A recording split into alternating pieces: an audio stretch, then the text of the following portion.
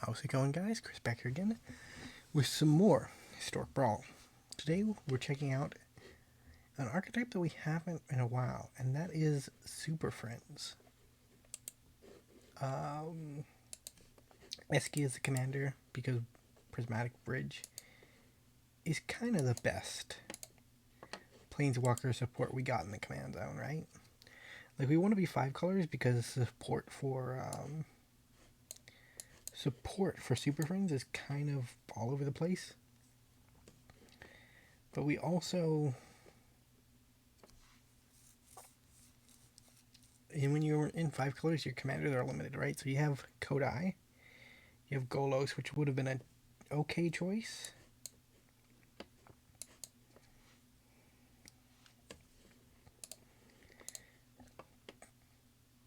I think we loot away Gideon here. So next turn we can Urza Symbols of Titans, drop a Chandra. Or we can just Eskia. It might be the best option, honestly. So I've done a lot of practice with this deck, mainly because I've got my videos sorted up until the 15th. And I kind of want... Well, I kind of want the next video to be... yeah, I think we're going to go for...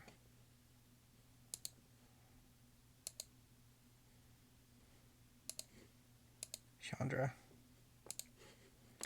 Probably the most value we can get out of.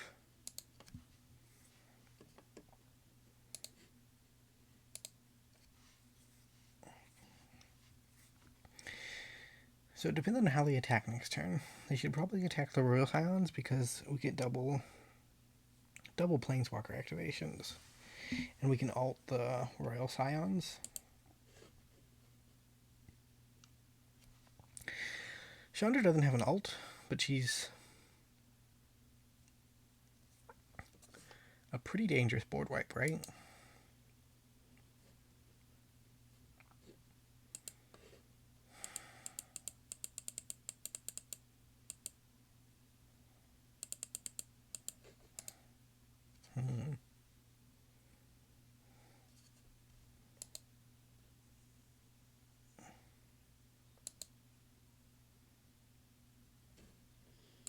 Two giant grows. Wow.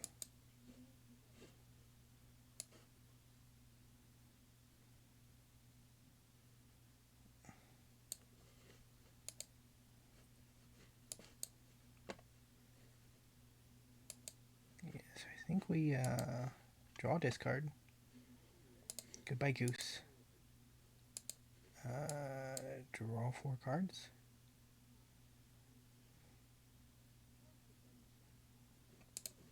Let's get rid of the Din Protector. And then we get to activate Bolas twice, which is really good.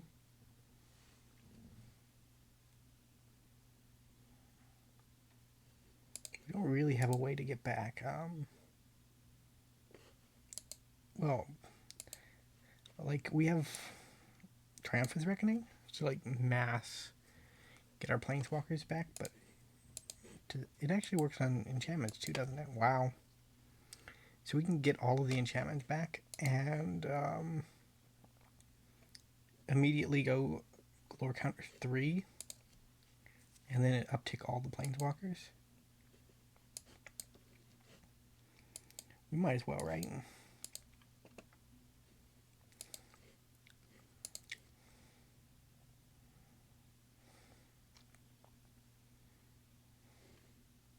No attack. We'll discard Vraska.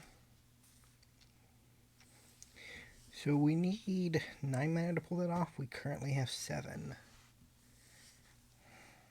We also want more Planeswalkers in our yard.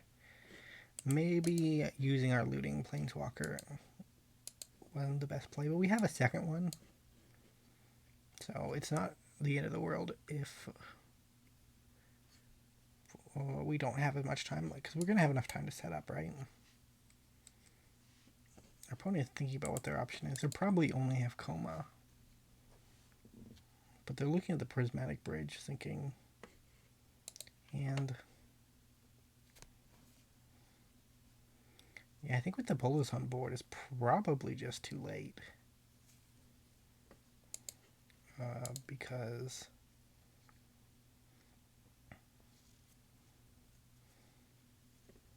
Like, they are being eaten.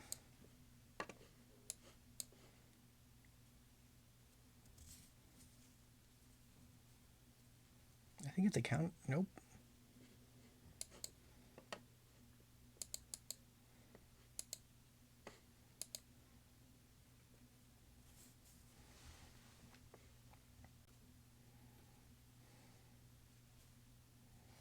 So Ajani's really good in the deck because he's +1 is actually warded with Planeswalkers, which is a bit sad that he gets countered, but okay.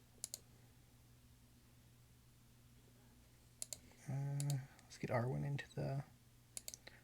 into the bin. We're up to 7 mana. Well, 8 mana now. So a land off the top actually does it, doesn't it? We need a white land, actually. Alternatively, we would play Lanawa Lore Speaker and just a couple more Planeswalkers for Coma.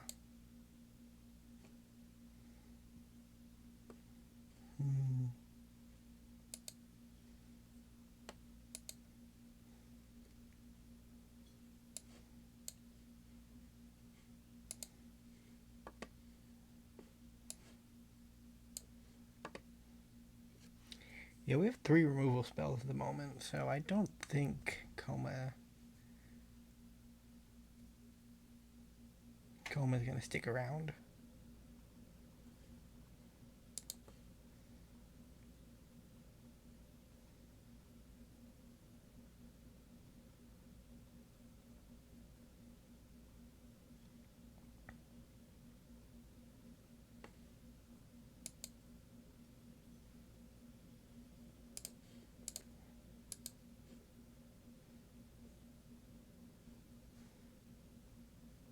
We get to remove Coma now. And set up for our Reclamation. Or Reckoning.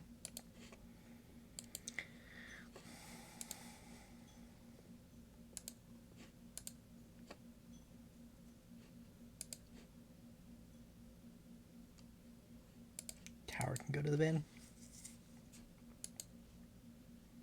They need to cast a legendary permanent because they are correct in assuming that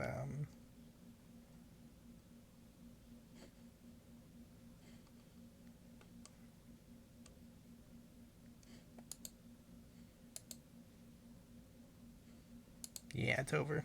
Okay. On to game 2.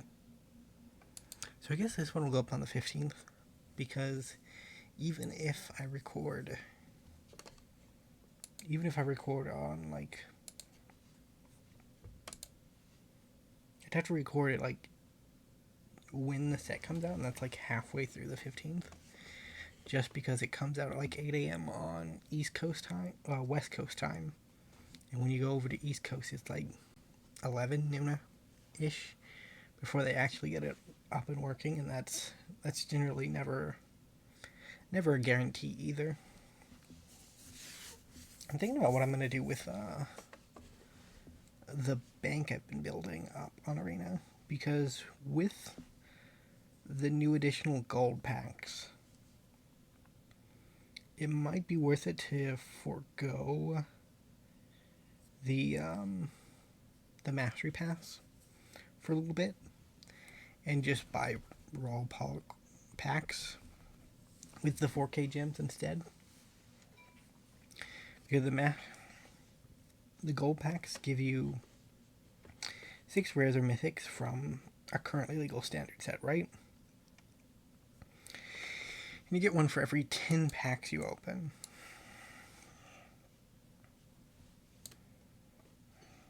So we have 20k gold saved up. That'll get us 2 that'll get us 12.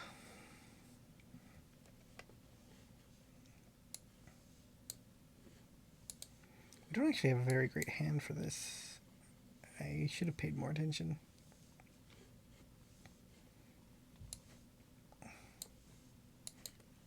This hand will actually get us to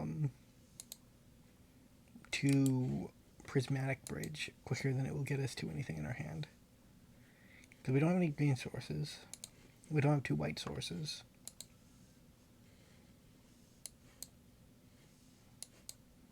Yo, Angrath. Angrath is actually kind of sick. I love Angrath. Back when he was in Standard, I played, like, I think he was in my Grixis decks sometimes. Like, he never really showed up as more than a 1 or 2 of, but, like, the -3 is pretty sick.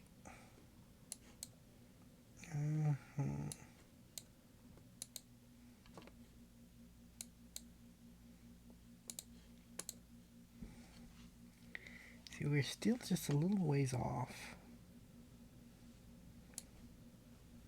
So I think I'm going to go into Narset next. Because, like, her +1 ability should get us where we need to go. So we need green, that's the issue, so she won't actually get us to where we need to go. Like, we've actually been taking up Angrath for a while now.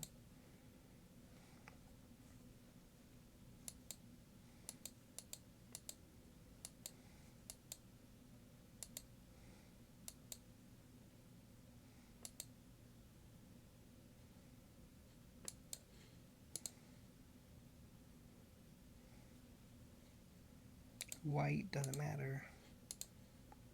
So this is our green source.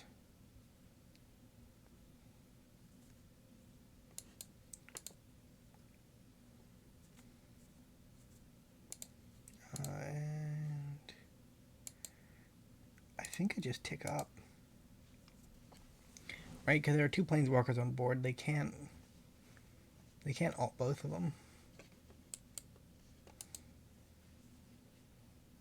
Like, I guess because these based on the number of spirits you control, removing a spirit from the board probably would have been a good idea, but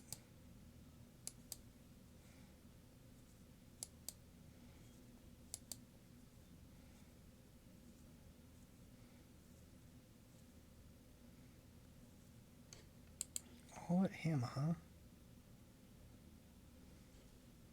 Even though like Narset is ultimating right now.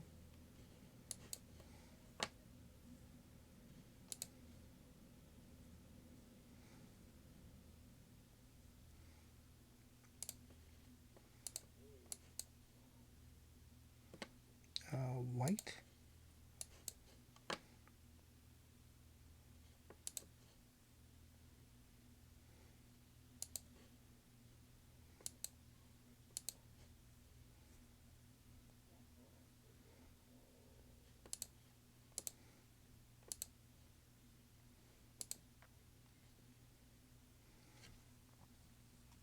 So that's pretty systematic, actually.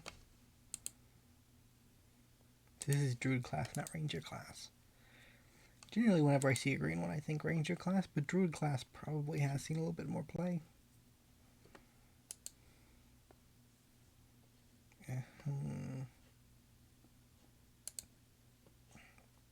Yeah, no block.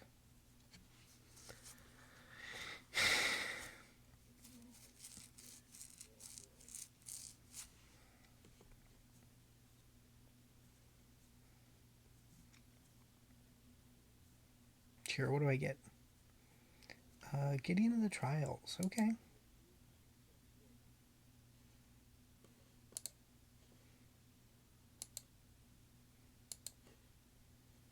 I guess we get ourselves an emblem.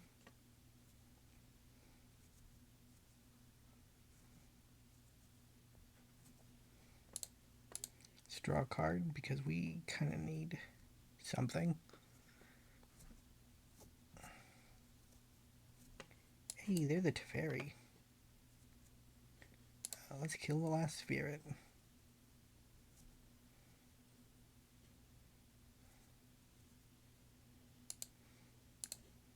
go ahead and tuck that Sterling Grove.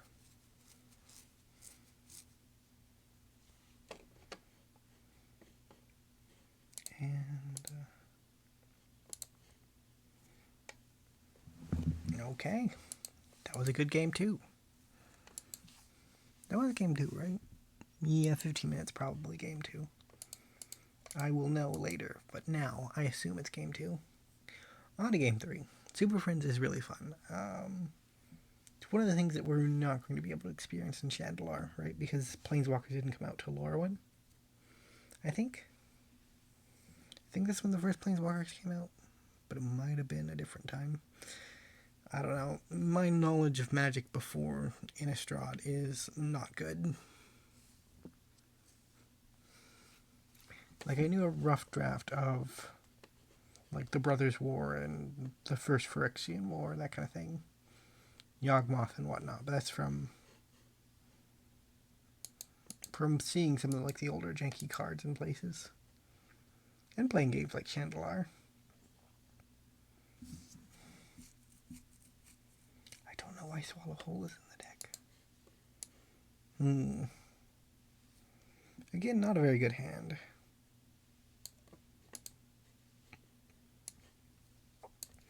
We are missing white, which is a color required by some of the cards in our hand. Next turn we can Woodland Cemetery Celestis, though, which is pretty decent. Up against the Kennen deck, so we either get our walkers going quick enough or we die, right?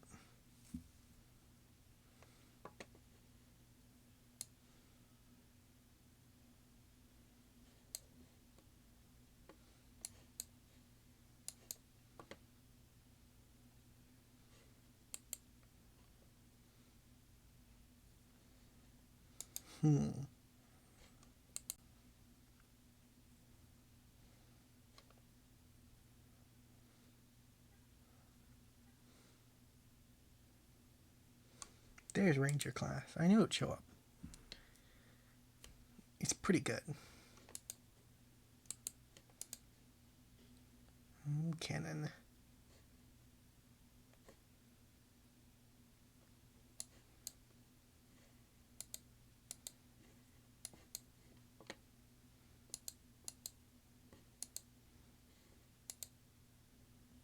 This does mean she just dies, right? Well, never mind. Doesn't need to just die. She just gets countered.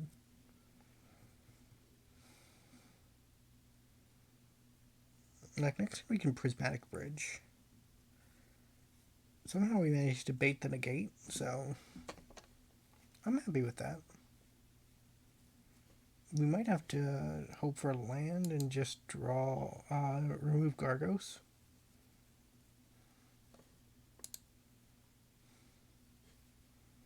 Yeah, removing Gargos seems practical.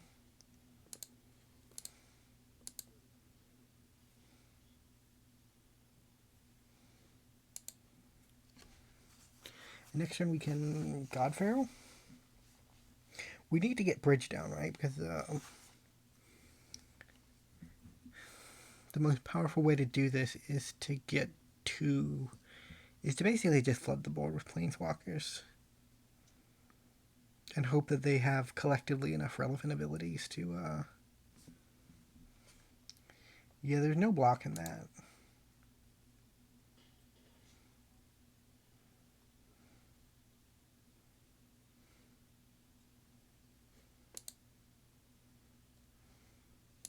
So we could hope that we hit something good.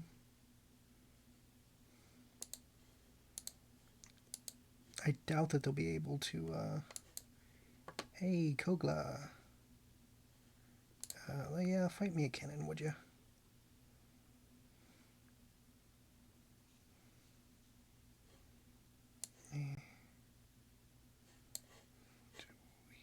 Don't want to do that, unfortunately. We might have to block with our Gilded Goose.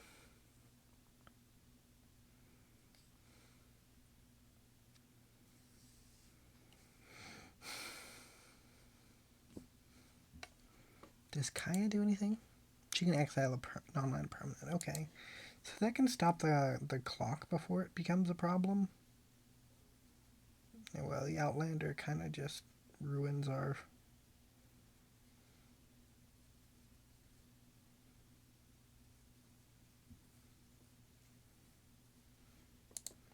Yeah, this is a little desperate.